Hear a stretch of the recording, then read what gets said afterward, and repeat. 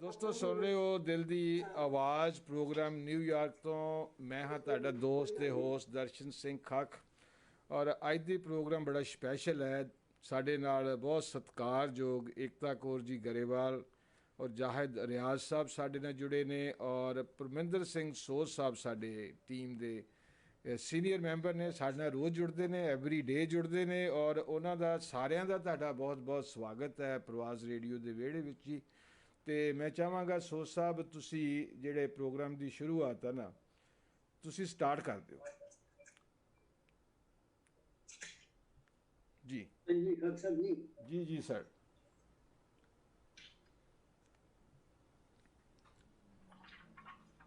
ਸੋ ਸਾਹਿਬ ਤੁਸੀਂ ਸਟਾਰਟ ਕਰੋ, ਪ੍ਰੋਗਰਾਮ ਦੀ ਸ਼ੁਰੂਆਤ ਕਰੋ ਤੇ ਫਿਰ ਆਪਾਂ ਅਗਲਾ ਪ੍ਰੋਗਰਾਮ ਨਾਲੋਂ ਨਾਲ ਜਿਹੜਾ ਵੀ ਜੋ ਵੀ ਪ੍ਰੋਗਰਾਮ ਕਰਦੇ ਰਵਾਂਗੇ ਜੀ। ਸ਼ੁਰੂਆਤ ਕਰ। ਜਦੋਂ ਅੱਜ ਸਵੇਰੇ ਜੀ ਮੈਂ ਗੱਲ ਕਰ ਰਿਹਾ ਸਾਂ, ਇੱਕ ਮਿੰਟ ਦਾ ਫੋਨ ਜੁੜ ਰਿਹਾ ਤੇ ਨਾਲ ਕੋਈ ਨਹੀਂ ਹਾਂ ਜੀ। ਦੋਸਤੋ ਸੁਣ ਰਹੇ ਹੋ ਪ੍ਰਵਾਸ ਰੇਡੀਓ ਦਿਲ ਦੀ ਆਵਾਜ਼ ਨਿਊਯਾਰਕ ਸਿਟੀ ਤੋਂ। ਮੈਂ ਹਾਂ ਦਰਸ਼ਨ ਸਿੰਘ ਖੱਖ ਔਰ ਪ੍ਰਵਾਸ ਰੇਡੀਓ ਫਰੈਂਕਫਰਟ ਜਰਮਨੀ। ਜੀ ਜੀ ਸੋਚ ਸਾਹਿਬ। ਅਕਸਰ ਜਦੋਂ ਮੈਂ ਸਵੇਰੇ ਅੱਜ ਸੋਚ ਰਿਹਾ ਸਾਂ ਜੀ ਅੱਜ ਦੇ ਪ੍ਰੋਗਰਾਮ ਦੇ ਬਾਰੇ, ਤੇ ਦਿਮਾਗ 'ਚ ਇੱਕਦਮ ਇੱਕ ਤੁਕ ਆਈ ਮੇਰੇ ਦਿਮਾਗ 'ਚ ਜੀ। ਉਹ ਹੈ ਜੀ, ਮੱਤ ਵਿੱਚ ਰਤਨ ਜਵਾਹਰ ਮਾਨਕ ਜੀ। ਜੇ ਇੱਕ ਗੁਰ ਕੀ ਸਿੱਖ ਸੁਣੀ। ਦੇਖੋ, ਧਰਤੀ ਦੀ ਕੁੱਖ ਵਿੱਚ, ਪਹਾੜਾਂ ਤੇ ਸਾਗਰਾਂ ਦੀ ਕੁੱਖ ਵਿੱਚ ਬਹੁਤ ਕੁਝ ਲੁਕੋਇਆ ਹੋਇਆ ਜੀ। ਕੋਈ ਸ਼ੱਕ ਨਹੀਂ। ਹੀਰੇ ਜਵਾਹਰਾਤ, ਮਾਣਕ, ਮੋਤੀ, ਖਣਿਜ ਪਦਾਰਥ ਜੀ ਬੇਅੰਤ ਚੀਜ਼ਾਂ ਨੇ, ਬੇਸ਼ੁਮਾਰ ਚੀਜ਼ਾਂ ਨੇ ਜੀ। ਪਰ ਉਹਨਾਂ ਨੂੰ ਲੱਭਣ ਵਾਸਤੇ ਕਿਸੇ ਖੋਜੀ ਦੀ ਲੋੜ ਹੁੰਦੀ ਹੈ। ਕੋਈ ਸ਼ੱਕ ਨਹੀਂ। ਕਿਸੇ ਅਭਿਲਾਸ਼ੀ ਦੀ ਜ਼ਰੂਰਤ ਹੁੰਦੀ ਹੈ ਜੀ। ਜੇ ਉਹ ਮਤ ਵਿੱਚ, ਮਨ ਵਿੱਚ ਆਵੇ ਗੱਲ ਤੇ ਤਾਂ ਲੱਭਦੀਆਂ ਨੇ, ਤੇ ਘੱਟ ਬੈਠਿਆ ਨਹੀਂ ਲੱਭਦੀਆਂ ਸਨ। ਬਿਲਕੁਲ ਕੋਸ਼ਿਸ਼ ਕਰਨੀ ਪਈ। ਏਕਤਾ ਕੌਰ ਗਰੇਵਾਲ ਜੀ ਇਹ ਫੁਰਨਾ ਫੁਰਿਆ ਜੀ ਕਿ ਮੈਂ ਕੋਈ ਚੀਜ਼ ਦੀ ਖੋਜ ਕਰਨੀ ਹੈ। ਇਹ ਵਿਗਿਆਨੀ ਵੀ ਨੇ ਜੀ, ਖੋਜੀ ਵੀ ਨੇ, ਇਤਿਹਾਸਕਾਰ ਵੀ ਨੇ ਜੀ, ਔਰ ਬੜੇ ਵਚਨਬੱਧ ਨੇ ਕਿ ਮੈਂ ਕੁਝ ਕੰਮ ਕਰਕੇ ਦਿਖਾਉਣਾ ਲੋਕਾਂ ਨੂੰ ਜੀ, ਨਵੀਂ ਸੇਧ ਦੇਣੀ ਹੈ ਜੀ। ਉਸ ਮੰਜ਼ਿਲੇ ਮਕਸੂਦ ਵੱਲ ਤੁਰਦਿਆਂ ਤੁਰਦਿਆਂ ਇਹਨਾਂ ਨੇ ਉਹ ਮੋਤੀ ਜਿਹੜੇ ਛੁਪੇ ਹੋਏ ਨੇ ਜੀ, ਇਹ ਨਹੀਂ ਕਿ ਉਹ ਹੈ ਨਹੀਂ ਸਨ, ਉਹ ਆਲਰੇਡੀ ਮੌਜੂਦ ਸਨ। ਖੱਖ ਸਾਹਿਬ, ਜਿਵੇਂ ਅੱਜ ਦੇ ਯੁੱਗ ਵਿੱਚ ਅਸੀਂ ਜਿਹੜਾ ਨਾ ਪਤਾਲ ਵਿੱਚ ਜਾ ਰਹੇ ਹਾਂ, ਹਾਂਜੀ, ਸਪੇਸ ਵਿੱਚ, ਸਹੀ, ਉੱਥੇ ਅਨੇਕਾਂ ਸੂਰਜ ਜਿਹੜੇ ਆਲਰੇਡੀ ਮੌਜੂਦ ਨੇ, ਅਨੇਕਾਂ ਚੰਦਰਮਾ ਮੌਜੂਦ ਨੇ ਜੀ, ਗ੍ਰਹਿ ਤੇ ਉਪਗ੍ਰਹਿ ਮੌਜੂਦ ਨੇ ਜੀ। ਪਰ ਜਿਹੜੇ ਲੋਕ ਜਾ ਰਹੇ ਨੇ ਆਕਾਸ਼ ਗੰਗਾ ਵਿੱਚ, ਉਹਨਾਂ ਨੂੰ ਲੱਭ ਰਹੇ ਨੇ, ਦੱਸ ਰਹੇ ਨੇ ਕਿਹੜਾ ਕਿੱਥੇ ਹੈਗਾ ਜੀ।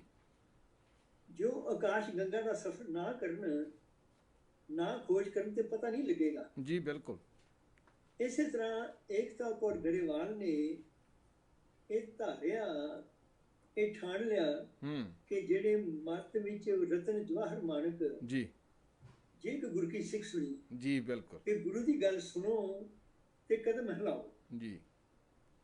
ਉਹ ਕਦਮ ਬ ਕਦਮ ਜਦੋਂ ਤੁਰਦੇ ਗਏ ਤੇ ਫਿਰ ਉਹਨਾਂ ਨੂੰ ਇਹ ਸਾਰੀਆਂ ਗੱਲਾਂ ਸੁਝੀਆਂ। ਜਿਹੜੀ ਕਮਾਲ ਦੀ ਗੱਲ ਖੱਗ ਸਾਹਿਬ ਇਹਨਾਂ ਨੇ ਕੀਤੀ ਹੈ ਨਾ, ਜਿਹੜੀ ਨਵੇਕਲੀ ਹੈ, ਯੂਨੀਕ ਹੈ, ਉਹ ਇਹ ਹੈ ਕਿ ਕਲੀਨਿਕਲ ਰਿਸਰਚ ਇੱਕ ਐਸਾ ਖੇਤਰ ਹੈ, ਮੈਨੂੰ ਬਹੁਤਾ ਗਿਆਨ ਨਹੀਂ ਇਹਦੇ ਬਾਰੇ ਕਿਉਂਕਿ ਮੈਂ ਇਹਨਾਂ ਦੇ ਫੀਲਡ ਦਾ ਨਹੀਂ ਹੈਗਾ ਜੀ। ਜੀ ਬਿਲਕੁਲ। ਪਰ ਜੋ ਮੈਂ ਮਹਿਸੂਸ ਕਰਦਾ ਵਾਂ ਉਹ ਇਹ ਹੈ ਕਿ ਚਾਹੇ ਡਾਕਟਰਾਂ ਦੀ ਗੱਲ ਕਰ ਲਈਏ, ਹਸਪਤਾਲਾਂ ਦੀ ਗੱਲ ਕਰ ਲਈਏ ਜੀ, FDA ਦੀ ਗੱਲ ਕਰ ਲਈਏ, ਔਰ ਸਾਡੀਆਂ ਦੁਨੀਆ ਭਰ ਦੀਆਂ ਜਿਹੜੀਆਂ ਫਾਰਮਾਸਿਊਟੀਕਲ ਕੰਪਨੀਆਂ ਨੇ ਉਹਨਾਂ ਦੀ ਗੱਲ ਕਰ ਲਈਏ, ਬਿਲਕੁਲ। ਖੱਖ ਸਾਹਿਬ, ਇਹ ਸਾਰੇ ਜਿਹੜਾ ਧੁਰਾ ਹੈ ਨਾ ਇਹਨਾਂ ਦਾ, ਜਿਹੜਾ ਐਕਸਲ ਹੈਗਾ, ਉਹ ਕਲੀਨਿਕਲ ਰਿਸਰਚ ਹੈ ਜੀ। ਇਹ ਸਾਰੇ ਹਸਪਤਾਲ ਤੇ ਲੈਬਸ ਜਿਹੜੀਆਂ ਤੁਰਦੀਆਂ ਨੇ ਨਾ, ਉਹ ਇਸ ਧੁਰੇ ਦੇ ਐਕਸਲ ਦੇ ਦੁਆਲੇ ਦੁਆਲੇ ਘੁੰਮਦੀਆਂ ਨੇ। ਜਿਵੇਂ ਪੱਖਾ ਵੀ ਉਹਦੇ ਜਿਹੜੇ ਪਰ ਨੇ ਨਾ, ਉਹ ਐਕਸਲ ਦੇ ਦੁਆਲੇ ਘੁੰਮਦੇ। ਬਿਲਕੁਲ ਬਿਲਕੁਲ।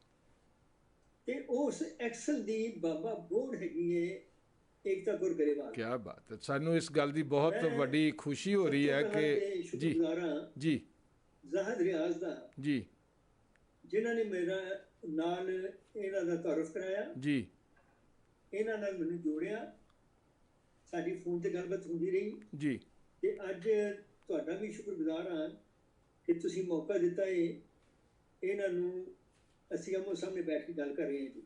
नहीं, ये बड़ी वड्डी खुश साडे लिए बहुत वड्डी चीज़ है कि तुसी इन्हां नूं सारिਆਂ ਨੂੰ जोड़िया और साडे ਸਰੋਤਿਆਂ तक जिहड़ी है पूरी गल पहुँचा रहे हो।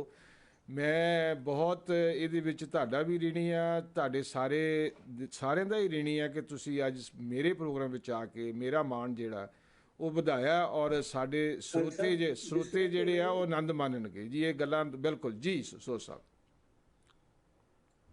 ਜੀ। सो साहब आ रही आवाज?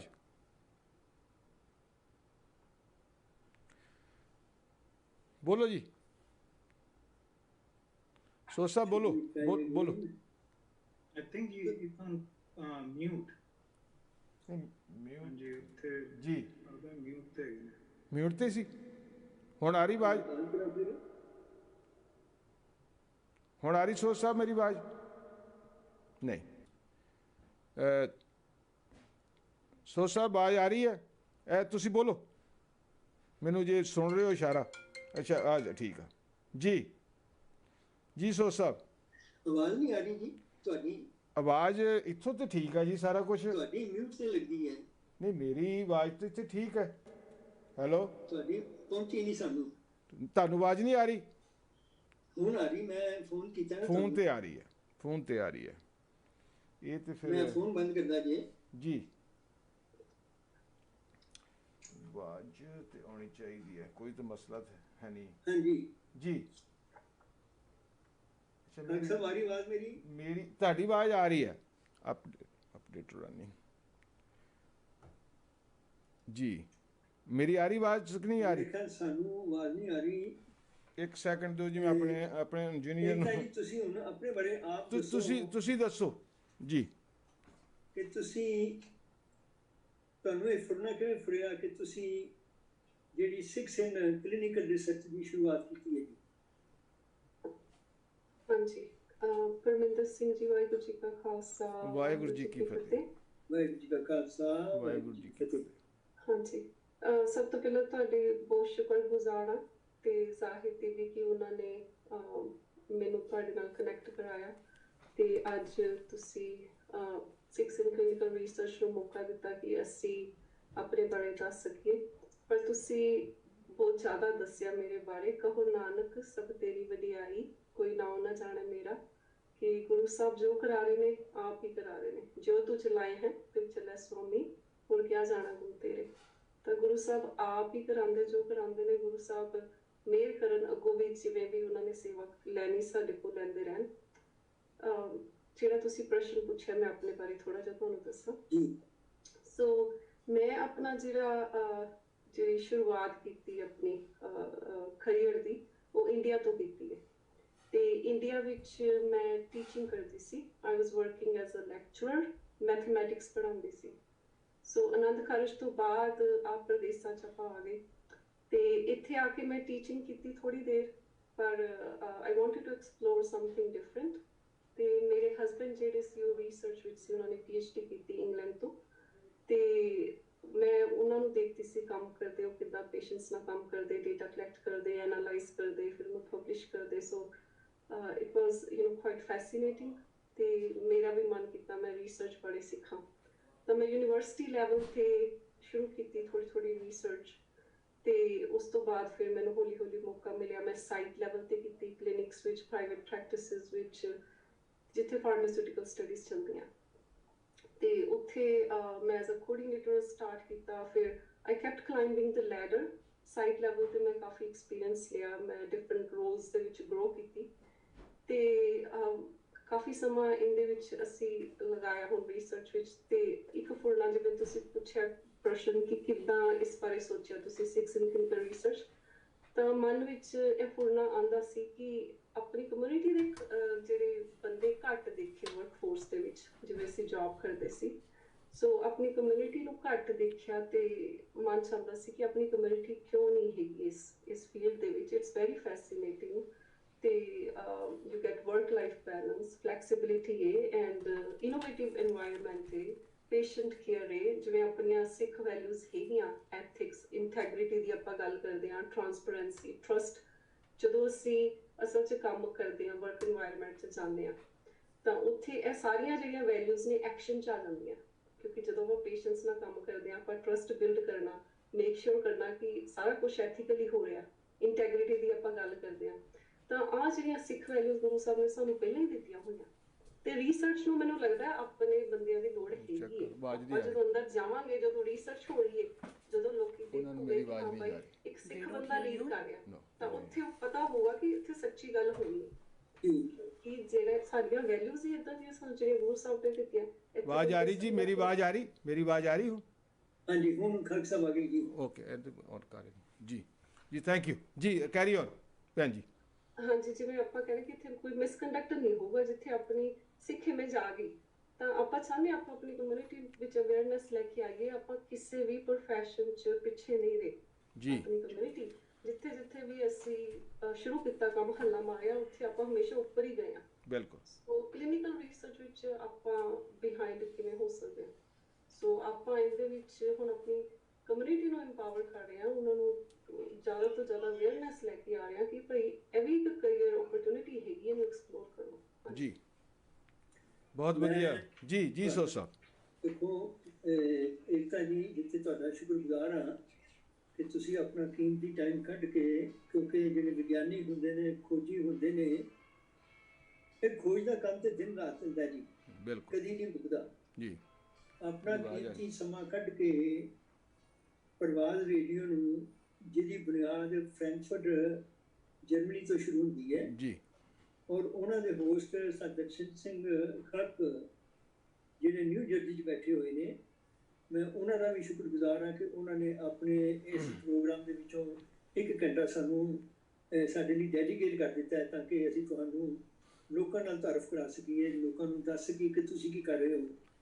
ਤੇ ਜ਼ਾਹਰਾਂ ਦਾ ਵੀ ਮੈਂ ਉਹਨਾਂ ਹੀ ਇਕੁਅਲੀ ਸ਼ੁਕਰਗੁਜ਼ਾਰ ਹਾਂ ਜਿਨ੍ਹਾਂ ਨੇ ਮੈਨੂੰ ਤੁਹਾਡੇ ਨਾਲ ਇੰਟਰੋਡਿਊਸ ਕਰਾਇਆ, ਜਾਣ ਪਹਿਚਾਣ ਕਰਾਈ ਤੇ ਤੁਹਾਡੇ ਨਾਲ ਗੱਲਬਾਤ ਕਰਨ ਦਾ ਤੇ ਆਮੋ ਸਾਹਮਣੇ ਸੁਣਨ ਦਾ ਮੌਕਾ ਮਿਲਿਆ ਜੀ। ਮੈਂ ਜ਼ਾਹਰ ਉਹਨਾਂ ਨੂੰ ਵੀ ਕਹਾਂਗਾ ਕਿ ਤੁਸੀਂ ਵੀ ਜ਼ਾਹਰ ਕੁਝ ਸਵਾਲ ਜਿਹੜੇ ਟੈਕਨੀਕਲ, ਜਿਹਨਾਂ ਦੀ ਸਾਨੂੰ ਨਹੀਂ ਸਮਝ, ਏਕਤਾ ਜੀ ਨੂੰ ਪੁੱਛੋ ਤੇ ਸਾਨੂੰ ਹੋਰ ਚਾਨਣਾ ਪਾਓ ਉਹਨਾਂ ਬਾਰੇ। ਪਰ ਏਕਤਾ ਜੀ ਗੱਲ ਮੈਂ ਜ਼ਰੂਰ ਕਹਾਂਗਾ, ਭਾਵੇਂ ਕਰਨ ਕਰਾਵਨ ਆਪੇ ਆਪ ਮਾਨਸ ਕੇ ਕੁਛ ਨਾ ਹੀ ਹਾਥ, ਇਹ ਬਿਲਕੁਲ ਦਰੁਸਤ ਹੈ ਜੀ। ਪਰ ਹਰ ਮਨੁੱਖ ਨੂੰ ਰੱਬ ਨੇ 2 ਹੱਥ ਦਿੱਤੇ ਨੇ, 2 ਲੱਤਾਂ ਦਿੱਤੀਆਂ ਨੇ, 2 ਅੱਖਾਂ ਦਿੱਤੀਆਂ ਨੇ, ਸਰੀਰ ਦਿੱਤਾ ਹੈ ਔਰ ਦਿਮਾਗ ਦਿੱਤਾ ਹੈ ਜੀ। ਪਰ ਹਰ ਇੱਕ ਆਦਮੀ ਉਹਨੂੰ ਕਿਵੇਂ ਇਸਤੇਮਾਲ ਕਰਦਾ ਹੈ।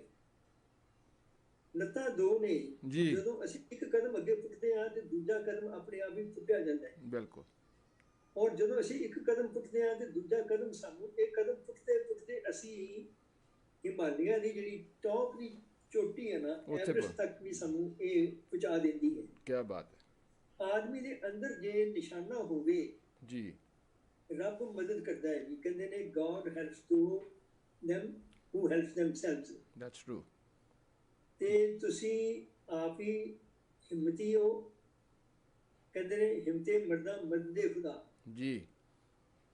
ਇਹ ਬੜੀ ਸੋਹਣੀ ਗੱਲ ਕਰ ਰਹੇ ਹੋ। ਮੈਂ ਹੁਣ ਜ਼ਾਹਰ ਨੇ ਜੀ ਜੀ ਗੁਜ਼ਾਰਿਸ਼ ਕਰਾਂਗਾ ਕਿ ਤੁਸੀਂ ਕੋਈ ਸਵਾਲ ਕਰੋ ਤਾਂ ਕਿ ਅਸੀਂ ਹੋਰ ਲਰਨ ਕਰ ਸਕੀਏ ਤੁਹਾਡੇ ਸਾਰਿਆਂ ਕੋਲ। ਜੀ ਰਿਆਜ਼ ਸਾਹਿਬ, thank you.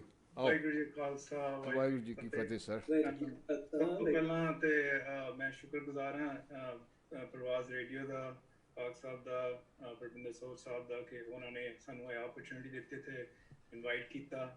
And then specially ਏਕਤਾ ਅਗਰਵਾਲ ਦਾ ਕਿ ਉਹਨਾਂ ਨੇ ਆਪਣਾ ਟਾਈਮ ਕੱਢਿਆ ਤੇ ਤੁਹਾਡੇ ਨਾਲ ਸ਼ੇਅਰ ਕੀਤਾ ਜੀ। ਤੇ ਮੈਂ ਬਿਫੋਰ ਮੈਂ ਕੋਈ ਸਵਾਲ ਕਰਾਂ, ਮੈਂ ਸਿਰਫ ਇਹ ਪਹਿਲਾਂ ਸ਼ੇਅਰ ਕਰਨਾ ਚਾਹਾਂਗਾ ਕਿ ਮੈਂ ਜਿਵੇਂ ਏਕਤਾ ਨਾਲ ਮਿਲਿਆ, ਜਿਵੇਂ ਕਨੈਕਟ ਹੋਏ, ਤੇ ਮੈਂ ਸਿਕਸ ਇਨ ਕਲੀਨਿਕਲ ਰਿਸਰਚ ਦਾ ਸੁਣਿਆ, ਵੈਬਸਾਈਟ ਰੱਖੀ, ਤੇ ਮੈਨੂੰ ਕਾਫੀ ਖੁਸ਼ੀ ਦੇਖ ਕੇ ਕਿ ਆਪਣਾ ਕਿਸੇ ਆਪਣੇ ਨੇ ਕੋਸ਼ਿਸ਼ ਕੀਤੀ ਹੈ। ਬਿਕਾਜ਼ ਜਿਵੇਂ ਏਕਤਾ ਜੀ ਨੇ ਪਹਿਲਾਂ ਮੈਂਸ਼ਨ ਕੀਤਾ ਕਿ ਉਹਨਾਂ ਨੇ ਫੀਲ ਕੀਤਾ ਕਿ ਸਾਡੇ ਆਪਣੇ ਲੋਕ ਇਸ ਫੀਲਡ 'ਚ ਨੇ, ਵਿਚ ਇਜ਼ ਟਰੂ ਜੀ। ਈਵਨ ਦੋ ਕੁਆਲੀਫਿਕੇਸ਼ਨ ਵਾਈਜ਼ ਬੜੇ ਡਾਕਟਰ ਨੇ, ਸਾਇੰਟਿਸਟ ਨੇ, ਨਰਸਾਂ ਨੇ, ਐਂਡ ਅਸੀਂ ਹੇਅਰ ਐਂਡ ਦੇਅਰ ਕਦੀ ਨਾ ਕਦੀ ਅਸੀਂ ਕਿਸੇ ਨਾ ਕਿਸੇ ਨਾਲ ਐਨਕਾਊਂਟਰ ਹੁੰਦਾ ਹੈ, ਤੇ ਉਹ ਫਿਰ ਸਾਨੂੰ ਦੇਖ ਕੇ ਪੁੱਛਦੇ ਨੇ ਕਿ ਬਈ ਜੇ ਤੁਸੀਂ ਇਹ ਕੰਮ ਕਰ ਰਹੇ ਹੋ ਤੇ ਕਿਵੇਂ ਕਰ ਰਹੇ ਹੋ, ਕਿ ਸਾਨੂੰ ਵੀ ਕੋਈ ਓਪਰਚੁਨਿਟੀ ਮਿਲ ਸਕਦੀ ਹੈ। ਬਟ ਇਹ ਇੱਕ ਪਲੇਟਫਾਰਮ ਇਸ ਤਰ੍ਹਾਂ ਦਾ ਡਿਵੈਲਪ ਹੋਇਆ ਹੈ ਦੈਟ ਅਸੀਂ ਰੈਫਰੈਂਸ ਦੇ ਸਕਦੇ ਹਾਂ। ਇਸ ਤਰ੍ਹਾਂ ਇੰਡੀਵਿਜੂਅਲੀ ਅਸੀਂ ਪਹਿਲਾਂ ਕੋਸ਼ਿਸ਼ਾਂ ਕੀਤੀਆਂ ਨੇ, ਬਟ ਜਿਵੇਂ ਇਹਨਾਂ ਨੇ ਕੋਸ਼ਿਸ਼ ਕਰਕੇ ਇੱਕ ਸ਼ੇਪ ਦਿੱਤੀ ਹੈ ਇਸ ਆਰਗੇਨਾਈਜੇਸ਼ਨ ਨੂੰ, I think this is all very important, much needed. So Covid ਦੇ ਥਰੂ ਜਿਹੜਾ ਅਸੀਂ ਪੈਂਡੈਮਿਕ ਦੇ ਥਰੂ ਬੜਾ ਕੁਝ ਸਿੱਖਿਆ। ਇਹ ਚੀਜ਼ ਜ਼ਰੂਰ ਸਿੱਖੀ ਹੈ ਕਿ ਕਲੀਨਿਕਲ ਰਿਸਰਚ ਦੀ ਅੰਡਰਸਟੈਂਡਿੰਗ ਬੜੀ ਜਨਰਲ ਕਮਿਊਨਿਟੀ 'ਚ ਆ ਗਈ ਹੈ ਜੀ। ਮੈਂ ਤੁਹਾਨੂੰ ਬੇਸਿਕ ਮਿਸਾਲ ਦਿੰਦਾ, ਮੈਂ 25 ਸਾਲ ਦਾ ਕੰਮ ਕਰ ਰਿਹਾ, managing overseeing clinical trials firm different pharma group, biotech group, ਤੇ ਮੈਨੂੰ ਆਪਣੇ ਲੋਕੀ ਪੁੱਛਦੇ ਬਈ ਤੁਸੀਂ ਕਰਦੇ ਕੀ ਹੋ ਜੀ। ਉਹਨਾਂ ਨੂੰ ਮੈਂ ਐਕਸਪਲੇਨ ਕੀਤਾ ਤੇ ਉਹਨਾਂ ਨੂੰ ਬਹੁਤ ਹੀ ਸਮਝ ਨਹੀਂ ਲੱਗੀ।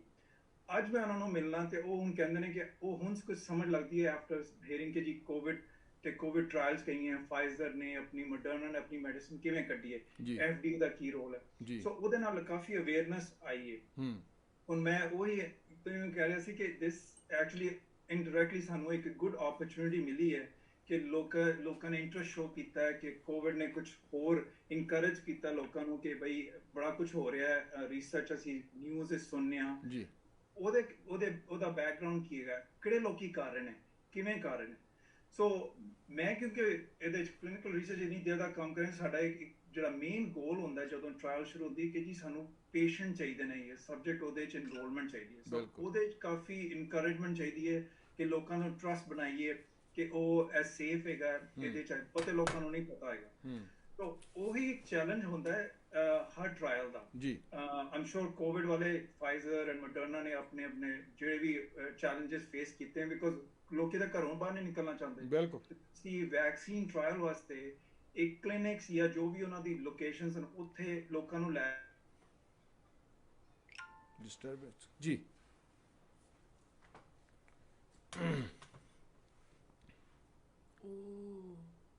ਕੀ ਹੋ ਗਿਆ? You went over your 40-minute limit. ਮੁੜ ਕੇ ਫਿਰ ਕਰਨਾ ਪਏਗਾ। I don't know. Let me see. Join.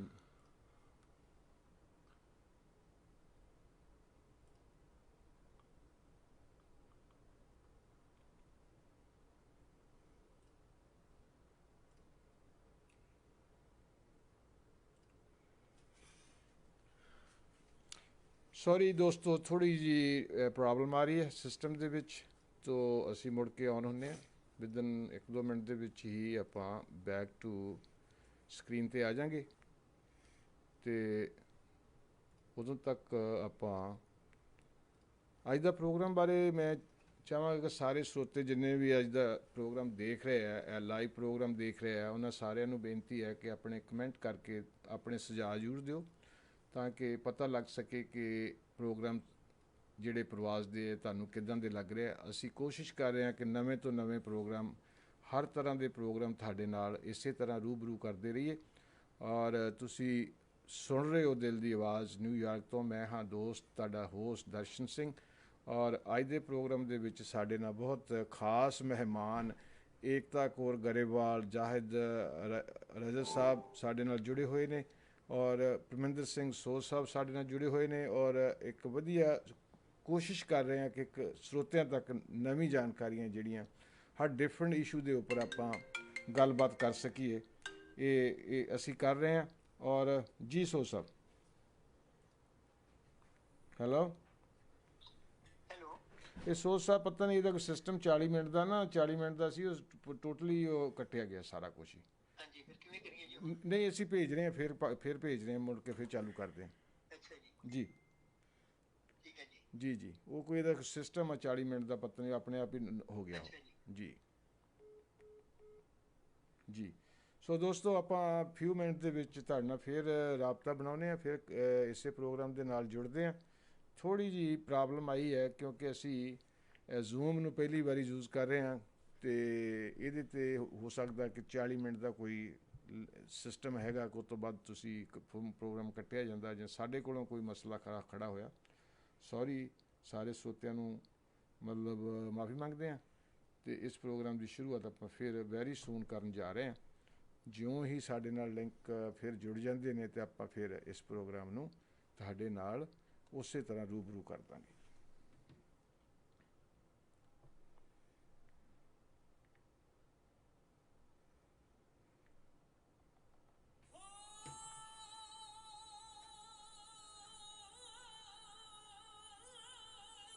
Where is everybody? I don't know.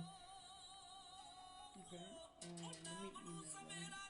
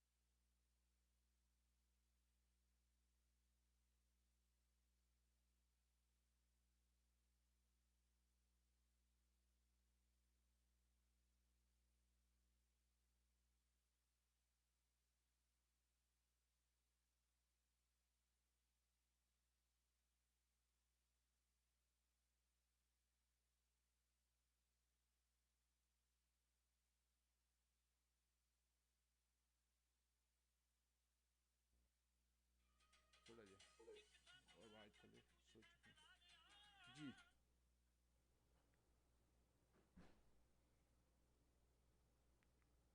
Good. It's good. बाकी ਸੋ ਸਾਹਿਬ They're gonna join. ਓ ਓਕੇ ਅੱਛਾ ਜੀ। ਸਤਿ ਸ਼੍ਰੀ ਅਕਾਲ ਭੈਣ ਜੀ, ਸਤਿ ਸ਼੍ਰੀ ਅਕਾਲ। ਸੌਰੀ ਇਹ ਕੋਈ ਪ੍ਰੋਬਲਮ ਡਿਸਕਨੈਕਟ ਹੋ ਗਿਆ ਪ੍ਰੋਗਰਾਮ। ਔਰ ਤੁਸੀਂ ਆਪਣੇ ਕੁਝ ਹੋਰ ਦੱਸ ਦਿਓ ਉਹਨਾਂ ਚਿਰ ਜਦੋਂ ਤੱਕ ਸੋਚ ਸਾਹਿਬ ਤੇ ਜੁੜਦੇ ਆ ਸਾਡੇ ਨਾਲ। ਹਾਂਜੀ ਹਾਂ ਜੱਜ ਸਾਹਿਬ ਵੀ ਜੁੜ ਆਗੇ ਉਹ ਆਪਣੀ ਗੱਲ ਪੂਰੀ ਕਰ ਲੈਣ। ਜੀ ਜੀ ਉਹ ਜੁੜ ਗਏ ਸਾਡੇ ਨਾਲ ਜੀ। ਜੱਜ ਸਾਹਿਬ ਆਵਾਜ਼ ਆ ਰਹੀ ਹੈ?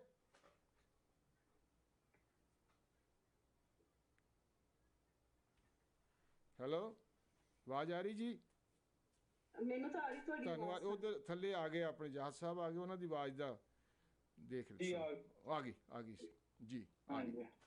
ਸੋ ਸਾਹਿਬ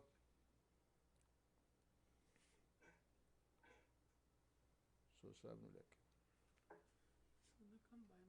ਓਕੇ ਤੁਸੀਂ ਕਰ ਰਹੇ ਸੀ, ਤੁਸੀਂ ਆਪਣੀ ਕੰਪਲੀਟ ਕਰ ਲਓ ਜੱਜ ਸਾਹਿਬ। ਹਾਂਜੀ ਅੱਛਾ ਜੀ। ਸੋ ਮੈਂ ਜੇ ਲਾਸਟ ਗੱਲ ਕਹਿ ਰਿਹਾ ਸੀ ਉਹ ਇਹ ਸੀ ਕਿ ਕਲੀਨਿਕਲ ਟ੍ਰਾਇਲ ਨੂੰ ਸਕਸੈਸ ਬਣਾਉਣ ਵਾਸਤੇ ਜੀ ਉਹਨਾਂ ਦੇ ਪਾਰਟਿਸਿਪੈਂਟਸ ਦਾ ਹੋਣਾ ਬਹੁਤ ਜ਼ਰੂਰੀ ਹੈਗਾ। ਅਦਰਵਾਈਜ਼ ਤੁਹਾਨੂੰ ਉਹ ਡੇਟਾ ਨਹੀਂ ਮਿਲਦਾ ਤੇ ਉਹ ਕਿਸ ਬੇਸਿਸ ਤੇ ਤੁਸੀਂ ਐਫਡੀ ਨੂੰ ਫਾਈਲ ਕਰੋਗੇ ਜੀ। ਤੇ ਉਸੇ ਬੇਸਿਸ ਤੇ ਮੈਨੂੰ ਜਦੋਂ ਮੈਂ ਏਕਤਾ ਗਰੇਵਾਲ ਨਾਲ ਮਿਲਿਆ ਤੇ ਉਹਨਾਂ ਨੂੰ ਮੈਨੂੰ ਇਹੀ ਫੀਲ ਹੋਇਆ ਕਿ ਇਸ ਆਰਗੇਨਾਈਜੇਸ਼ਨ ਨੂੰ ਵੀ ਸਪੋਰਟ ਚਾਹੀਦੀ ਹੈ। ਉਹ ਲੋਕਾਂ ਦੀ ਲੋੜ ਹੈਗੀ ਹੈ ਜਿਹੜੇ ਆਪਣੇ ਕਨੈਕਟ ਹੋ ਸਕਣ, ਜਿਹੜੇ ਚਾਹੁੰਦੇ ਨੇ ਕਿ ਅਸੀਂ ਹੋਰ ਇਨਫੋਰਮੇਸ਼ਨ ਲੈ ਸਕੀਏ ਜੀ।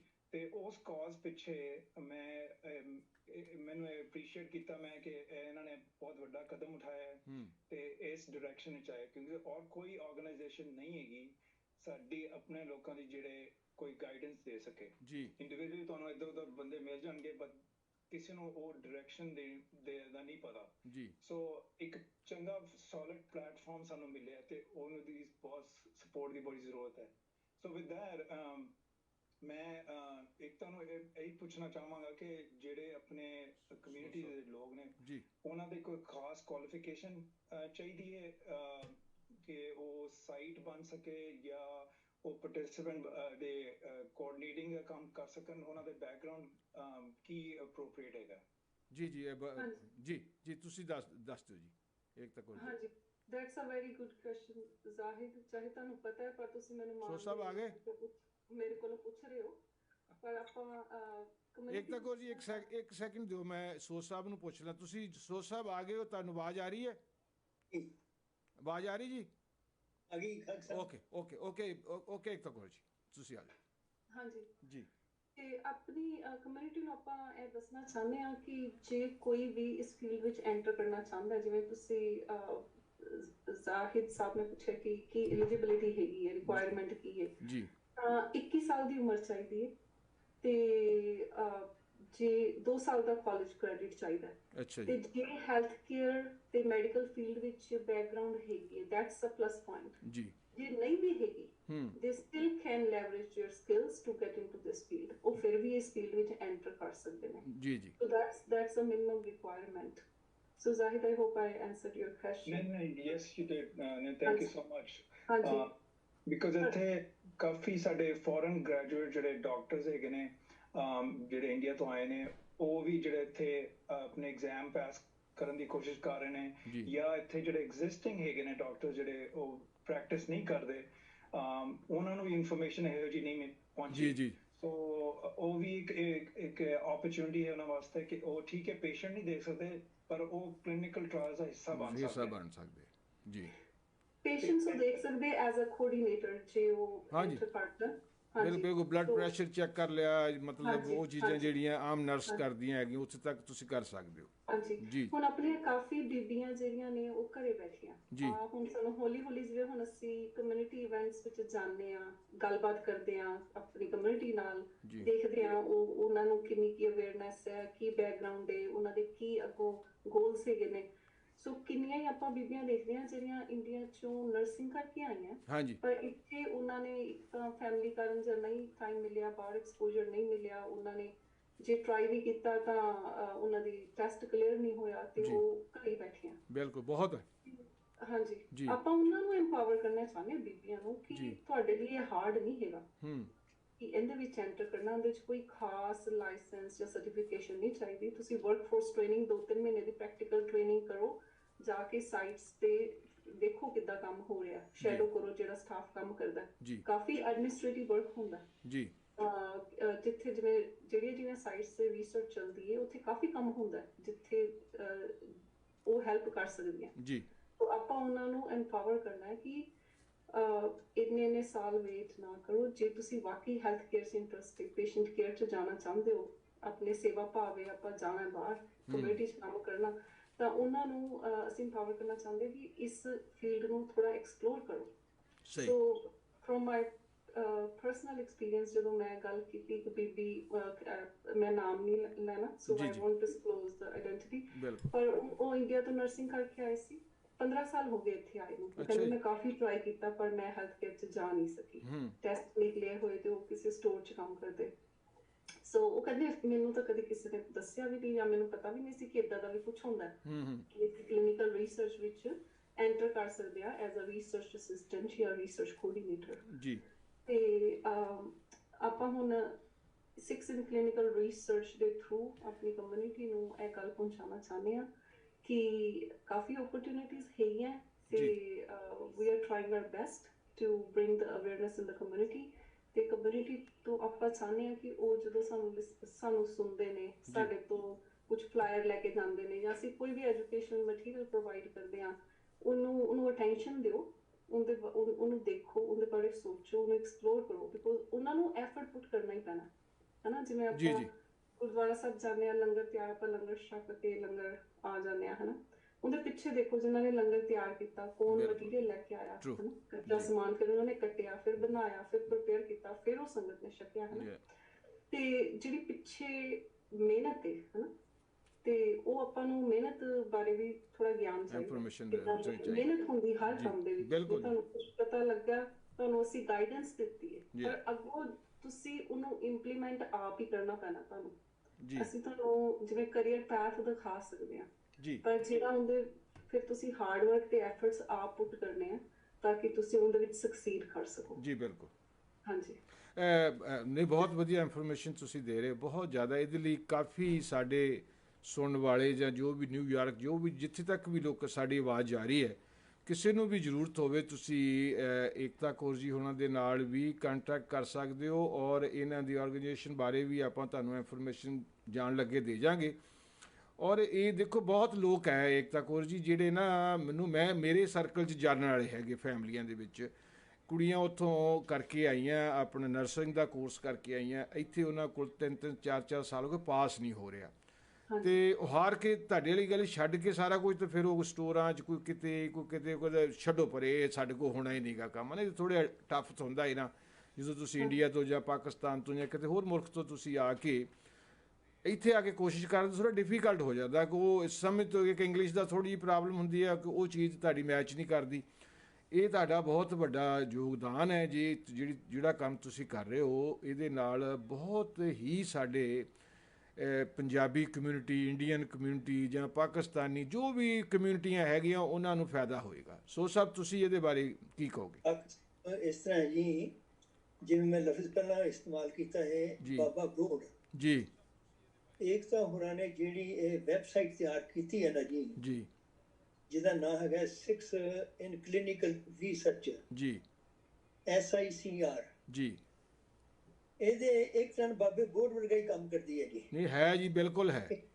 ਇਹਦੀ ਠੰਡੀ ਛਾਂ ਹੇਠ ਬੜੀ ਸੰਘਣੀ ਛਾਂ ਹੈ। ਜਿਹੜੇ ਲੋਕ ਦੇਖੋ ਜਦੋਂ ਰਾਹੀਂ ਤੁਰੇ ਜਾਂਦੇ ਨੇ ਨਾ ਜੀ, ਉੱਤੇ ਜਾਂ ਮੀਂਹ ਪੈ ਰਿਹਾ ਹੋਵੇ, ਉਹ ਦਰਖਤ ਦੇ ਥੱਲੇ ਛਾਂ ਮਾਣਦੇ ਆ ਜੀ, ਠੰਡੀ ਛਾਂ ਮਾਣਦੇ ਆ ਜੀ, ਉਹਨਾਂ ਨੂੰ ਰਾਹਤ ਮਿਲਦੀ ਹੈ ਜੀ। ਇਹ ਜਿਹੜੀ ਸਾਈਟ ਹੈ ਨਾ, ਇਹ ਇੱਕ ਬੋੜ ਵਰਗੀ ਠੰਡੀ ਛਾਂ ਰਾਹਤ ਦੇਣ ਵਾਲੀ ਹੈ, ਬਿਲਕੁਲ, ਜਿਹੜੀ ਏਕਤਾ ਹੋਰਾਂ ਨੇ ਐਸਟੈਬਲਿਸ਼ ਕੀਤੀ ਹੈ ਜੀ। ਉਹਦੇ ਰਾਹੀਂ ਜਿਹੜੇ ਲੋਕ ਖੱਜਲ ਖਰਾਬ ਹੋ ਰਹੇ ਨੇ ਜਾਂ ਜਿਹੜੇ ਮਾਯੂਸ ਨੇ, ਹਾਂਜੀ, ਕੁਆਲੀਫਿਕੇਸ਼ਨ ਹੈਗੀ ਹੈ ਪਰ ਉਹਨਾਂ ਨੂੰ ਰਾਹ ਨਹੀਂ ਮਿਲ ਰਿਹਾ, ਬਿਲਕੁਲ। ਏਕਤਾ ਹੋਰਾਂ ਨੇ ਇਹ ਸਾਈਟ ਬਣਾ ਕੇ ਇੱਕ ਰਾਹ ਬਣਾ ਦਿੱਤਾ ਹੈ, ਇਹ ਰਾਹ ਦਰਸੇਰਾ ਨੇ ਜੀ। ਇਹ ਸਹੀ ਗੱਲ ਹੈ। ਸੋ ਸਾਹਿਬ ਤੁਹਾਡੀ ਗੱਲ ਸਹੀ ਹੈ। ਮੈਂ ਚਾਹਾਂਗਾ ਕਿ ਤੁਸੀਂ ਐਵਰੀ 2 ਵੀਕ ਸਾਰੇ ਇਕੱਠੇ ਹੋਇਆ ਕਰੋ, ਅਸੀਂ ਹੋਕਾ ਦਈਏ, ਆਮ ਲੋਕਾਂ ਤੱਕ ਇਹ ਗੱਲ ਪਹੁੰਚੇ, ਹੋਰ ਲੋਕਾਂ ਤੱਕ ਵੀ ਪਹੁੰਚੇ, ਖਾਸ ਕਰ ਅਮਰੀਕਾ ਦੇ ਵਿੱਚ, ਕੈਨੇਡਾ ਦੇ ਵਿੱਚ ਇਹ ਚੀਜ਼ ਦੀ ਆਵਾਜ਼ ਪਹੁੰਚੇ। ਮੈਂ ਜਦੋਂ ਵੀ ਤੁਹਾਡਾ ਦਿਲ ਕਰੇ ਕਿ ਤੁਸੀਂ ਕੋਈ ਗੱਲ ਕਰਨੀ ਚਾਹੁੰਦੇ ਹੋ, ਜਦੋਂ ਵੀ 7 ਦਿਨ ਸਾਡਾ ਪ੍ਰੋਗਰਾਮ ਨਿਊਯਾਰਕ ਤੋਂ ਚੱਲਦਾ ਹੈ, ਆਪਾਂ ਇੱਕ ਦਿਨ ਜਿਹੜਾ ਉਹ ਮਿਥ ਲਾਂਗੇ, ਜਦੋਂ ਵੀ ਤੁਹਾਡਾ ਟਾਈਮ ਮਿਲੇ ਤੁਸੀਂ ਦੱਸ ਦਿਓ। ਆਪਾਂ ਇਹ ਪ੍ਰੋਗਰਾਮ ਬਹੁਤ ਵਧੀਆ, ਇਹਦੇ ਲਈ ਜਾਗਰਤ ਲੋਕਾਂ ਤੱਕ ਆਵੇ, ਲੋਕਾਂ ਦਾ ਜਿਹੜਾ ਕੰਮ ਆ ਉਹ ਵਧੀਆ ਤਰੀਕੇ ਨਾਲ, ਜਿਹਨਾਂ ਕੋਲ ਸਕੇਲ ਹੈਗੀ ਆ, ਉਹ ਆਪਣਾ ਕੰਮ ਕਰ ਸਕਣ ਔਰ ਆਪਣੀ ਜ਼ਿੰਦਗੀ ਜਿਹੜੀ ਵਧੀਆ ਮਾਣ ਸਕਣ। ਇਹ ਤੇ ਤੁਹਾਡਾ ਜਿਹੜਾ ਇਹ ਤੁਸੀਂ ਕਰ ਰਹੇ ਹੋ, ਇਹ ਬਹੁਤ ਵੱਡਾ ਉਪਰਾਲਾ ਜੀ। ਜੀ ਇਹ ਦੱਸੋ ਏਕਤਾ ਜੀ, ਤੁਸੀਂ ਰੀਸੈਂਟਲੀ ਆਪਣੀ ਬਰਾਦਰੀ ਦੇ ਵਿੱਚ, ਆਪਣੇ ਭਾਈਚਾਰੇ ਵਿੱਚ ਕਿਹੜੀਆਂ ਸਰਗਰਮੀਆਂ ਵਿੱਚ ਹਿੱਸਾ ਲਿਆ, ਤੇ ਆਉਣ ਵਾਲੇ ਨੇੜ ਭਵਿੱਖ ਵਿੱਚ ਕਿਹੜੀਆਂ ਹੋਰ ਸਰਗਰਮੀਆਂ ਤੁਹਾਡੇ ਏਜੰਡੇ ਵਿੱਚ ਹੈਗੀਆਂ ਨੇ ਜਿੱਥੇ ਤੁਸੀਂ ਹਿੱਸਾ ਲੈਣਾ ਚਾਹੁੰਦੇ ਹੋ? ਸਰਗਰਮੀਆਂ, ਐਕਟੀਵਿਟੀਜ਼। ਅੱਛਾ ਜੀ, ਠੀਕ ਹੈ। ਹਾਂਜੀ, ਸੋ ਅਸੀਂ ਜਿਹੜੇ ਵੈਬਿਨਾਰਸ ਆਪਾਂ ਕਰਦੇ ਹਾਂ ਆਨਲਾਈਨ, ਤਾਂ ਉਹਦੇ ਵਿੱਚ ਆਪਾਂ ਲਿੰਕ ਪਾਉਂਦੇ ਹਾਂ ਕਿ ਰਜਿਸਟਰ ਕਰਨ। ਤਾਂ ਸਾਡੇ ਕੋਲੋਂ ਜਿਵੇਂ ਯੂਕੇ ਤੋਂ, ਕੈਨੇਡਾ ਤੋਂ, ਪੰਜਾਬ ਤੋਂ ਕਾਫੀ ਬੱਚੇ ਉੱਥੇ ਜੁੜਦੇ ਨੇ ਜੀ, ਤੇ ਦੇ ਆਰ ਐਕਸਪਲੋਰਿੰਗ, ਉਹ ਪੁੱਛਦੇ ਨੇ ਕੁਐਸਚਨ ਸਾਨੂੰ। ਸੋ ਆਪਾਂ ਹੌਲੀ ਆਪਣੀ ਆਵਾਜ਼ ਉਹਨਾਂ ਤੱਕ ਪਹੁੰਚਾ ਰਹੇ ਹਾਂ ਤੇ ਉਹਨਾਂ ਨੂੰ ਟਰਾਈ ਕਰਿਆ ਜਿੰਨਾ ਵੱਧ ਤੋਂ ਵੱਧ ਅਸੀਂ ਦੱਸ ਸਕੀਏ, ਜਿਹੜੇ ਵੈਬਿਨਾਰਸ ਹੁੰਦੇ ਮੰਥਲੀ ਜੀ।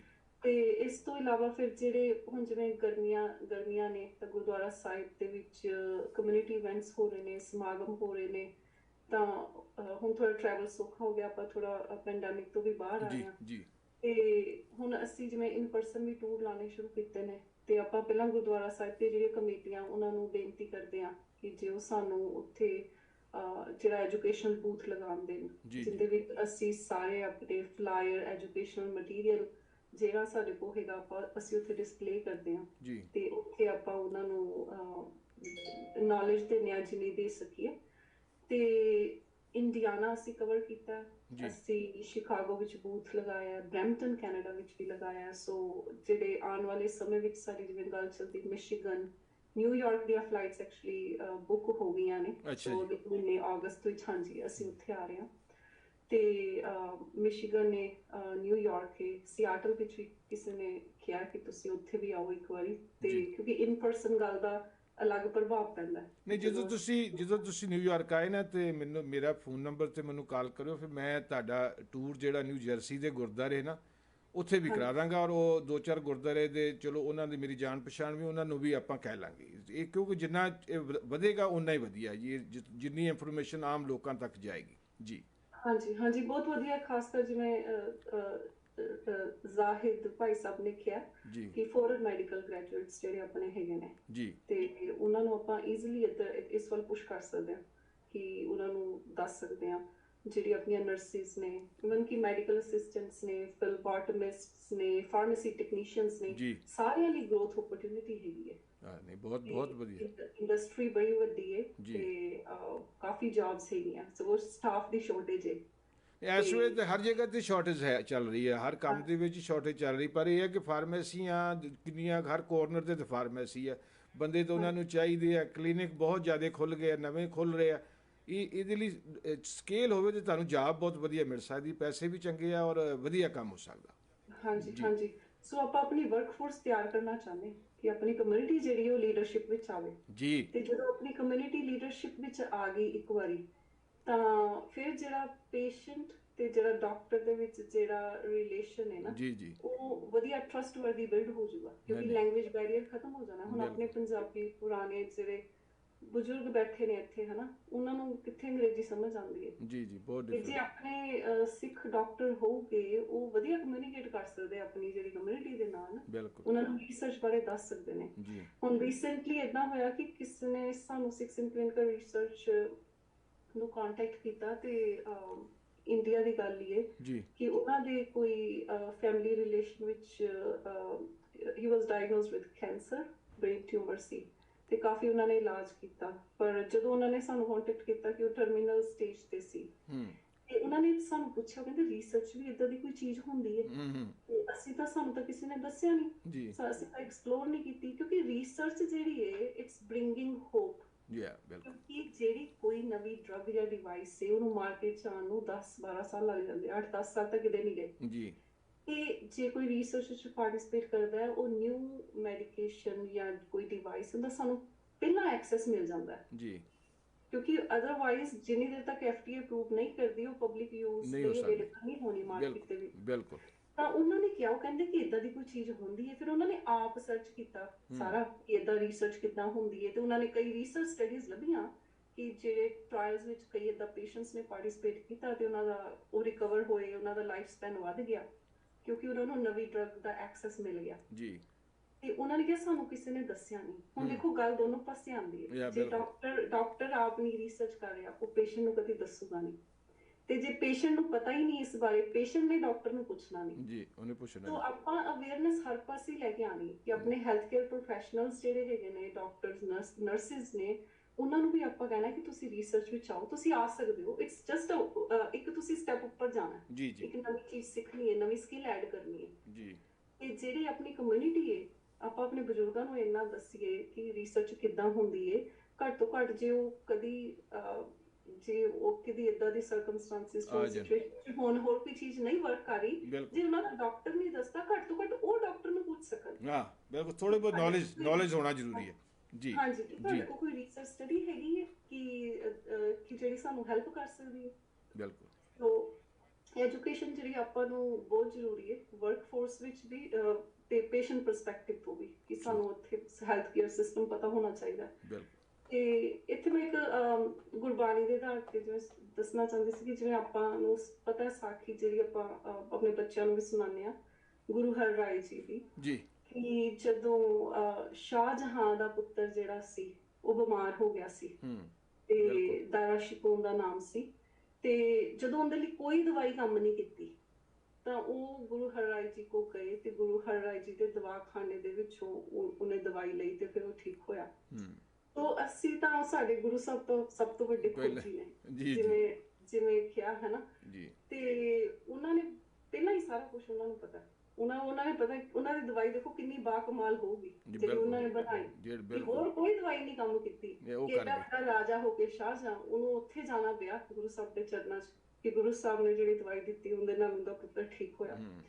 ਸੋ ਆਪਾਂ ਕਹਿੰਦੇ ਔਖਦ ਆਇਓ ਰਾਸ ਵਿੱਚ ਆਪ ਖਲੋਆ ਕਿ ਗੁਰੂ ਸਾਹਿਬ ਆਪਾਂ ਭਾਵੇਂ ਦਵਾਈ ਵੀ ਲੈਣੀ ਹੈ ਹਨਾ ਉਹ ਕਹਿੰਦੇ ਸਰਬ ਰੋਗ ਕਾ ਔਖਦ ਨਾਮ ਕਿ ਨਾਮ ਹੀ ਸਭ ਤੋਂ ਵੱਡੀ ਦਵਾਈ ਦਾਰੂ ਏ ਕਿ ਸਾਡੇ ਤਨ ਮਨ ਦੇ ਰੋਗ ਜਿਹੜੇ ਨੇ ਗੁਰਬਾਣੀ ਪੜ੍ਹ ਕੇ ਦੂਰ ਹੁੰਦੇ ਸਭ ਕਿਰਪਾ ਕਰਦੇ ਨੇ। ਪਰ ਆਪਾਂ ਹੁਣ ਇਨਸਾਨ ਆ ਅਸੀਂ ਮਿੱਟੀ ਦਾ ਇੱਕ ਪੁਤਲਾ ਹੈਗਾ ਤੇ ਅਸੀਂ ਬਿਮਾਰ ਹੋ ਜਾਂਦੇ ਆ ਟਾਈਲੇਨੋਲ ਅਸੀਂ ਹਮੇਸ਼ਾ ਆਪਣੀ ਜੇਬ ਵਿੱਚ ਰੱਖਦੇ ਆ ਕਿ ਮਾੜਾ ਸਿਰ ਦੁਖੇ ਤੇ ਫਟਾਫਟ ਗੋਲੀ ਕੱਢੀ ਖਾ ਲਓ ਜੀ।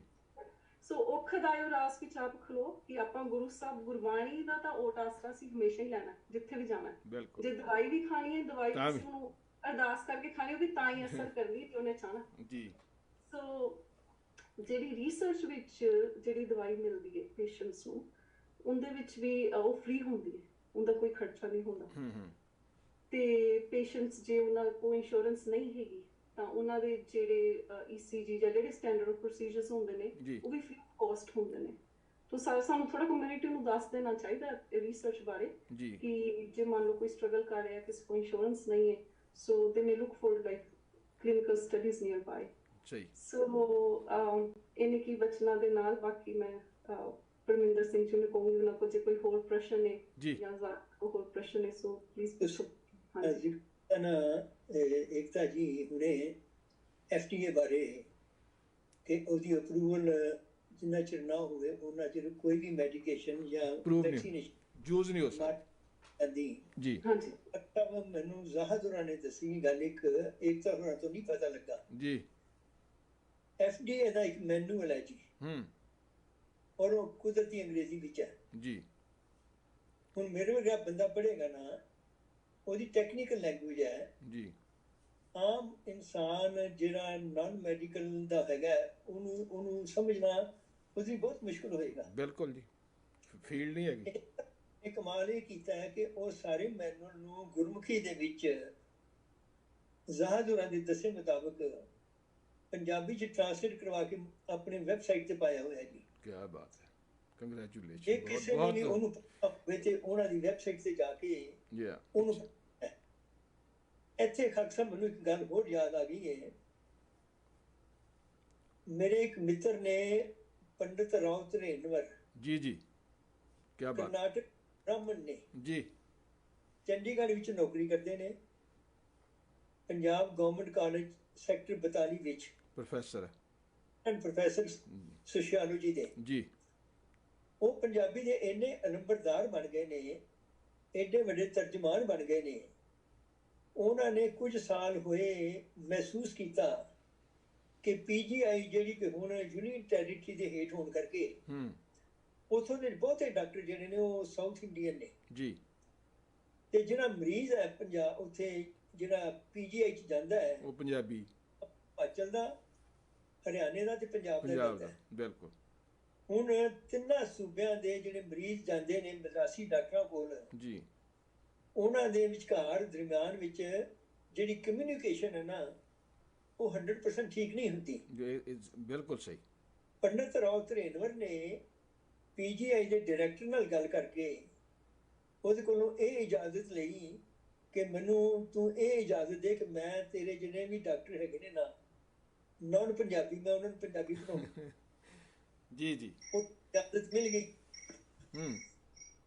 ਇਜਾਜ਼ਤ ਮਿਲ ਗਈ ਜਦੋਂ ਤੇ ਉਸ ਤੋਂ ਬਾਅਦ ਉਹਨਾਂ ਨੇ ਉਹਨਾਂ ਨੂੰ ਪੜ੍ਹਾਉਣੀ ਸ਼ੁਰੂ ਕਰ ਦਿੱਤੀ ਜੀ ਜੀ।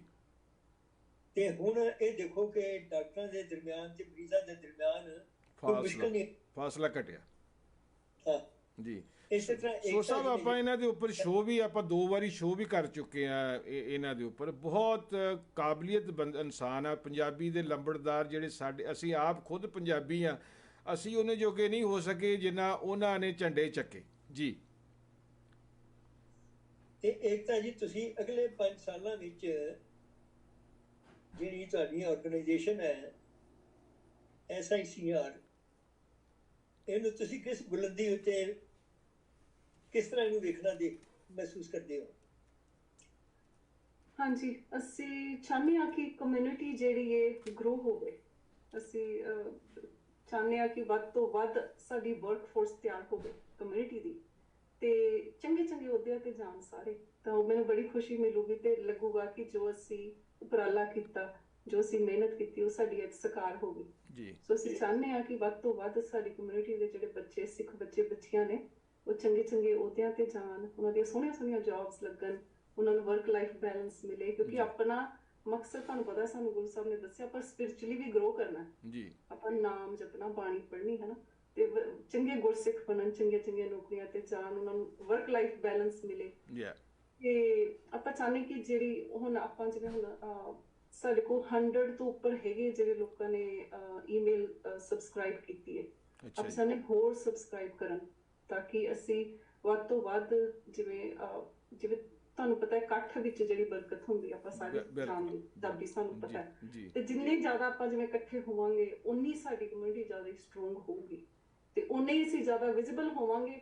ਤੇ ਜਿਹੜੀ ਇੰਡਸਟਰੀ ਦੇ ਵਿੱਚ ਪਤਾ ਲੱਗੂਗਾ ਕਿ ਹਾਂ ਭਾਈ ਸਾਡੀ ਇੱਕ ਸਿੱਖ ਕੌਮ ਵੀ ਹੈਗੀ ਹੈ। ਤੇ ਆਪਾਂ ਕਿੰਨੇ ਜਦੋਂ ਅਸੀਂ ਪੋਸਟ ਪਾਉਂਦੇ ਆ, ਤੇ ਕਿੰਨੀ ਖੁਸ਼ੀ ਹੁੰਦੀ ਹੈ ਕਿ ਜਦੋਂ ਸਾਰੇ ਪੜ੍ਹਦੇ, ਗੋਰੇ ਪੜ੍ਹਦੇ ਨੇ, ਅਫਰੀਕਨ ਅਮਰੀਕਨਸ ਪੜ੍ਹਦੇ ਨੇ, ਲੈਟੀਨੋਸ ਪੜ੍ਹਦੇ ਨੇ, ਤੇ ਉਹਨਾਂ ਨੂੰ ਪਤਾ ਹੋਰ ਨਹੀਂ ਤਾਂ ਕੁਛ ਇੰਨਾ ਹੀ ਪਤਾ ਲੱਗ ਰਿਹਾ ਕਿ ਅਸੀਂ ਸਿੱਖ ਕਮਿਊਨਿਟੀ ਵੀ ਹੈਗੀ ਆ ਸਾਨੂੰ। ਹਾਂਜੀ, ਅਸੀਂ ਲਾਈਮਲਾਈਟ ਵਿੱਚ ਅਸੀਂ ਵੀ ਆ ਰਹੇ ਹਾਂ, ਕਿ ਅਸੀਂ ਵੀ ਜਿਹੜੇ ਪ੍ਰੋਫੈਸ਼ਨਲਸ ਹੈਗੇ ਸਾਡੀ ਕਮਿਊਨਿਟੀ ਵਿੱਚ, ਹੈਲਥ ਕੇਅਰ ਦੇ ਵਿੱਚ ਵੀ ਹੈਗੇ ਨੇ, ਸਾਡੇ 'ਚ ਪੋਟੈਂਸ਼ੀਅਲ ਹੈਗਾ, ਅਸੀਂ ਅੱਗੇ ਜਾ ਸਕਦੇ ਹਾਂ। ਸੋ ਵੱਧ ਤੋਂ ਵੱਧ ਮੈਂ ਆਪਣੀ ਕਮਿਊਨਿਟੀ ਨੂੰ ਦੇਖਣਾ ਚਾਹੁੰਦੀ ਹਾਂ ਕਿ ਅਸੀਂ ਗਰੋ ਕਰੀਏ। ਤੇ ਜਿਵੇਂ ਤੁਹਾਨੂੰ ਦੱਸਿਆ, ਮੇਲਿੰਗ ਲਿਸਟ ਵਿੱਚ ਹਜੇ ਸਾਡੇ ਕੋਲ 100 ਕੀ ਲੋਕ ਹੈਗੇ ਨੇ, ਵੱਧ ਤੋਂ ਵੱਧ ਹੋਰ ਸਬਸਕ੍ਰਾਈਬ ਕਰਨ, ਤੇ ਜਿਹੜੀਆਂ ਵੀ ਅਸੀਂ ਸਰਵਿਸਿਜ਼ ਪ੍ਰੋਵਾਈਡ ਕਰ ਰਹੇ ਹਾਂ ਉਹਨਾਂ ਨੂੰ ਅਵੇਲ ਕਰਨ। ਐਜੂਕੇਸ਼ਨਲ ਮਟੀਰੀਅਲ ਹੈਗਾ ਸਾਡੀ ਵੈਬਸਾਈਟ ਤੇ, ਉਹਨੂੰ ਜਾਣ, ਪੜ੍ਹਨ, ਕੋਈ ਕੁਐਸਚਨਸ ਹੈਗੇ ਸਾਨੂੰ ਪੁੱਛਣ। ਤੇ ਜਿਹੜੇ ਵੀ ਆਪਣੇ ਡਾਕਟਰਸ ਨੇ ਉਹ ਪ੍ਰਿੰਸੀਪਲ ਇਨਵੈਸਟੀਗੇਟਰਸ ਬਣਨ, ਨਰਸਿਸ ਜਿਹੜੀਆਂ ਰਿਸਰਚ ਨਰਸਿਸ ਬਣਨ, ਤੇ ਵੱਧ ਤੋਂ ਵੱਧ ਮੈਂਬਰਸ ਬਣਨ ਇਸ ਆਰਗੇਨਾਈਜੇਸ਼ਨ ਦੇ। ਅਸੀਂ ਹੁਣ ਮੈਂਬਰਸ਼ਿਪ ਓਪਨ ਕੀਤੀ ਹੈ, ਤੇ ਉਹਦੇ ਪਿੱਛੇ ਸਾਡਾ ਮਕਸਦ ਹੈ ਇਹ ਕਿ ਜਿੰਨੇ ਮੈਂਬਰ ਹੋਗੇ ਉਨੇ ਆਪਾਂ ਜ਼ਿਆਦਾ ਸਟਰੋਂਗ ਹੋਵਾਂਗੇ। ਬਿਲਕੁਲ, ਕੋਈ ਸ਼ੱਕ ਨਹੀਂ। ਜਦੋਂ ਸਾਡੀ ਕਮਿਊਨਿਟੀ ਵਿੱਚ ਬੰਦੇ ਜਿਵੇਂ ਟ੍ਰੇਨਡ ਹੋਗੇ, ਰੈਡੀ ਹੋਗੇ, ਫਿਰ ਅਸੀਂ ਰਿਸਰਚ ਆਰਗੇਨਾਈਜੇਸ਼ਨਸ ਨੂੰ ਕਨੈਕਟ ਕਰਕੇ ਪਲੇਸਮੈਂਟਸ ਤੱਕ ਵੀ, ਜੇ ਗੁਰੂ ਸਾਹਿਬ ਕਿਰਪਾ ਕਰਨ, ਆਪਾਂ ਉੱਥੇ ਤੱਕ ਪਹੁੰਚ ਸਕਦੇ ਹਾਂ। ਹਾਂਜੀ, ਪਰ ਸਾਡੀ ਕਮਿਊਨਿਟੀ 'ਚ ਇਹ ਪ੍ਰੋਬਲਮ ਰਹੀ ਹੈ ਕਿ ਅਸੀਂ ਨਾ ਜ਼ਿਆਦਾ ਜਾਗਰਤ ਨਹੀਂ ਹੋ ਸਕੇ, ਸਿਰਫ ਗੁਰਦੁਆਰਿਆਂ ਤੱਕ ਸੀਮਿਤ ਰਹਿ ਗਏ, ਗਾਂ ਅਸੀਂ ਵਧੇ ਨਹੀਂ, ਕੋਸ਼ਿਸ਼ ਵੀ ਨਹੀਂ ਕੀਤੀ। ਕਿਉਂਕਿ ਨਵੀਂ ਜਨਰੇਸ਼ਨ ਜਿਹੜੀ ਹੈ, ਜਿੱਦਾਂ ਤੁਸੀਂ ਹੁਣ ਨਵੇਂ ਬੱਚੇ ਜਿਹੜੇ ਇੱਥੇ ਆਏ ਆ ਜਾਂ ਇੱਥੇ ਜੰਮੇ ਆ, ਉਹਨਾਂ ਨੇ ਕਾਫੀ ਕੋਸ਼ਿਸ਼ਾਂ ਕਰ ਰਹੇ ਆ, ਕਾਫੀ ਵਧੀਆ ਵਧੀਆ ਜਾਬਾਂ 'ਤੇ ਵੀ ਬੈਠੇ ਆ, ਪਰ ਹਜੇ ਵੀ ਇੰਨੀ ਪ੍ਰੋਬਲਮ ਆ ਕਿ ਸਾਡੇ ਛੋਟੇ ਮੋਟੇ ਝਗੜੇ ਜਿਹੜੇ ਨਾ ਗੁਰਦੁਆਰਿਆਂ ਦੇ, ਮੈਂ ਹਮੇਸ਼ਾ ਟੋਚ ਕਰਦਾ ਗੁਰਦੁਆਰੇ ਵਾਲੇ ਦੇ ਜਿਹੜੇ ਪ੍ਰਧਾਨ ਆ ਜਾਂ ਜੋ ਕਮੇਟੀਆਂ, ਕਿ ਇਹਨਾਂ ਨੂੰ ਨਵੀਂ ਜਨਰੇਸ਼ਨ ਨੂੰ ਟਾਈਮ ਦਿਓ ਥੋੜ੍ਹਾ। ਨਿੱਕੇ ਬੱਚੇ ਜਿਹੜੇ ਹੁਣ 20-22 ਸਾਲ ਦੇ ਹੋ ਗਏ ਆ, ਉਹਨਾਂ ਨੂੰ ਮੈਨੇਜਮੈਂਟ ਦੇ ਵਿੱਚ ਲੈਣਾ ਚਾਲੂ ਕਰੋ, ਭਾਵੇਂ ਉਹਨਾਂ ਨੂੰ ਛੋਟਾ ਅਹੁਦਾ ਦਿਓ, ਕਿਉਂਕਿ ਉਹਨਾਂ ਨੇ ਲਰਨ ਕਰਨਾ, ਕੱਲ੍ਹ ਨੂੰ ਉਹਨਾਂ ਨੇ ਸਿੱਖਣਾ। ਕਿਉਂਕਿ ਜਦੋਂ ਤੱਕ ਅਸੀਂ ਉਹਨਾਂ ਨੂੰ ਨਾਲ ਲੈ ਕੇ ਨਹੀਂ ਤੁਰਾਂਗੇ ਤੇ ਫਿਰ ਉਹ ਬੱਚੇ ਟੁੱਟ ਜਾਣਗੇ ਸਿਸਟਮ ਨਾਲੋਂ। ਤੇ ਜਿਸ ਤਰ੍ਹਾਂ ਅੱਜ ਸਿਸਟਮ ਚੱਲ ਰਿਹਾ, ਕ੍ਰਿਸਚਨ ਕਿੰਨਾ ਟੁੱਟ ਗਿਆ, ਮਤਲਬ ਨਹੀਂ ਜਾ ਰਿਹਾ ਚਰਚਾਂ ਦੇ ਵਿੱਚ, ਬਹੁਤ ਲੋਕ ਘੱਟ ਗਏ। ਇਸ ਲਈ ਸਾਨੂੰ ਇਹਦੇ ਵੱਲ ਵੀ ਕਮਿਊਨਿਟੀ ਨੂੰ ਧਿਆਨ ਦੇਣ ਦੀ ਲੋੜ ਹੈ। ਔਰ ਤੁਹਾਡਾ ਉਪਰਾਲਾ ਜੋ ਤੁਸੀਂ ਕਰ ਰਹੇ ਹੋ, ਇਹ ਬਹੁਤ ਵੱਡਾ ਉਪਰਾਲਾ, ਅਤੇ ਇਹਦੀ ਜਿੰਨੀ ਸ਼ਲਾਘਾ ਕੀਤੀ ਜਾਵੇ ਥੋੜ੍ਹੀ ਹੈ। ਇਸੇ ਤਰ੍ਹਾਂ ਮੈਂ ਚਾਹਾਂਗਾ ਕਿ ਤੁਸੀਂ ਜਿਸ ਪ੍ਰੋਗਰਾਮ ਨੂੰ ਲੈ ਕੇ ਤੁਸੀਂ ਤੁਰੇ ਹੋ, ਤੁਹਾਨੂੰ ਪ੍ਰਮਾਤਮਾ ਚੜ੍ਹਦੀ ਕਲਾ ਵਿੱਚ ਰੱਖੇ, ਔਰ ਗਾਂਹ ਦੀਆਂ ਗਾਂਹ ਤਰੱਕੀਆਂ ਜਿਹੜੀਆਂ ਚੱਲਦੀਆਂ। ਆਪਣੇ 10 ਮਿੰਟ ਆਪਾਂ ਹੋਰ ਕਰ ਲਾਂਗੇ, ਕੋਈ ਮਸਲਾ ਨਹੀਂ ਜੀ। ਮੈਂ ਆਪਣਾ ਏਕਤਾ ਜੀ ਬਾਰੇ ਇੱਕ ਗੱਲ ਕਹਿਣੀ ਚਾਹਾਂਗਾ। ਇਹ ਬੜੇ ਨਿਮਾਣੇ ਤੇ ਹੰਬਲ ਸਿੱਖ ਨੇ ਜੀ। ਗੁਰੂ ਅਰਜਨ ਦੇਵ ਜੀ ਇੱਕ ਗੱਲ ਕਹਿੰਦੇ ਹੈ ਜੀ, ਤੁਕਣਾ ਦੀ ਹੈ, ਉਦਮ ਕਰੇਦਿਆਂ ਜਿਉ ਤੂੰ, ਕਮਾਵਦਿਆਂ ਸੁਖ ਪੁੰਚ। ਜਿਹੜਾ ਉਦਮ ਮਤਲਬ ਇਹਦਾ ਇਹ ਹੈ ਜੀ ਕਿ ਜਿਹੜਾ ਉਹ ਕਹਿੰਦੇ ਹੇ ਇਨਸਾਨ ਉਦਮ ਕਰਨ ਦੇ ਨਾਲ ਤੂੰ ਜਿਉਂਦਾ ਰਹੇਗਾ। ਤੇ ਕਮਾਉਣ ਦੇ ਨਾਲ ਜਿਹੜਾ ਅਭਿਆਸੀ ਤੂੰ ਬਣੇਗਾ ਨਾ ਜੀ ਤੇ ਉਹਦੇ ਨਾਲ ਤੂੰ ਸੁੱਖ ਵੀ ਭੋਗੇਗਾ। ਬਿਲਕੁਲ। ਏਕਤਾ ਜੀ ਜਿੱਥੇ ਉਦਮ ਕਰ ਰਹੇ ਨੇ ਉਹਨੂੰ ਨਾਲ ਕਮਾਈ ਵੀ ਉਹਦੀ ਕਰ ਰਹੇ ਨੇ ਜੀ। ਖਾਲੀ ਦੇਖੋ ਗੁਰਬਾਣੀ ਜਿਹੜੀ ਹੈ ਨਾ ਖਾਕ ਸਾਹਿਬ ਇਹ ਪੜ੍ਹਨ ਵਾਲੀ ਚੀਜ਼ ਨਹੀਂ। ਬਿਲਕੁਲ। ਇਹ ਹੰਡਾਉਣ ਵਾਲੀ ਚੀਜ਼, ਹੰਡਾਉਣ ਵਾਲੀ ਹੈ। ਬਿਲਕੁਲ। ਕੱਪੜਾ ਅਸੀਂ ਖਰੀਦ ਕੇ ਅਲਮਾਰੀਆਂ ਵਿੱਚ ਕਲਾਜ਼ਟ ਵਿੱਚ ਲਟਕਾਉਣ ਵਾਸਤੇ ਨਹੀਂ ਹੁੰਦਾ ਜੀ। ਬਿਲਕੁਲ। ਪਾਉਣ ਵਾਸਤੇ ਹੁੰਦਾ ਹੈ। ਬਿਲਕੁਲ। ਹੰਡਾਉਣ ਵਾਸਤੇ ਹੁੰਦਾ ਹੈ। ਕੀ ਬਾਤ ਹੈ। ਗੁਰਬਾਣੀ ਵੀ ਇਸੇ ਤਰ੍ਹਾਂ ਪੜ੍ਹਨ ਵਾਸਤੇ ਨਹੀਂ ਹੰਡਾਉਣ ਵਾਸਤੇ ਹੈ ਜੀ। ਬਿਲਕੁਲ ਸਹੀ। ਉਹ ਹੰਡਾਈ ਜਾਂਦੀ ਹੈ ਜੀ। ਜੀ ਸਾਹਿਬ ਤੁਸੀਂ ਕੁਛ ਇਹਨਾਂ ਕੋਲੋਂ ਕੋਈ ਪੁਆਇੰਟ ਲੈ ਲਓ, ਫਿਰ ਆਪਾਂ ਇਹਨੂੰ ਕੋਸ਼ਿਸ਼ ਕਰਦੇ ਹਾਂ ਕਿ ਆਪਾਂ ਬੰਦ ਕਰੀਏ ਪ੍ਰੋਗਰਾਮ ਨੂੰ। ਲਾਸਟ ਤੇ ਮੈਂ ਜ਼ਾਹਦ ਹੋਣਾ ਨੂੰ ਜੀ, ਜ਼ਾਹਦ ਹੋਣਾ ਨੂੰ ਇਹਨਾਂ ਨੂੰ ਜੀ ਅਖੀਰ ਤੇ ਕਨਕਲੂਡ ਹੋਣਾ ਕੋਲੋਂ ਕਰਵਾ ਲੈ। ਜੀ ਜੀ ਜੀ ਨਹੀਂ ਬੜੀ ਬੜੀ ਮਿਹਰਬਾਨੀ। ਤੇ ਇੱਕ ਲਾਸਟ ਕੁਐਸਚਨ ਹੈਗਾ ਜੀ, ਸੋ ਜੇ ਕਿਸੇ ਨੇ ਇਸ ਤਰ੍ਹਾਂ ਕੋਈ ਸਟੈਪ ਲੈਣਾ ਹੋਏ ਤੇ ਕੋਈ ਟ੍ਰੇਨਿੰਗ ਹੈਗੀ ਹੈ ਤੇ ਉਹਨੂੰ ਕਿੰਨਾ ਟਾਈਮ ਲੱਗਦਾ ਸਟਾਰਟ ਕਰਨ ਨੂੰ?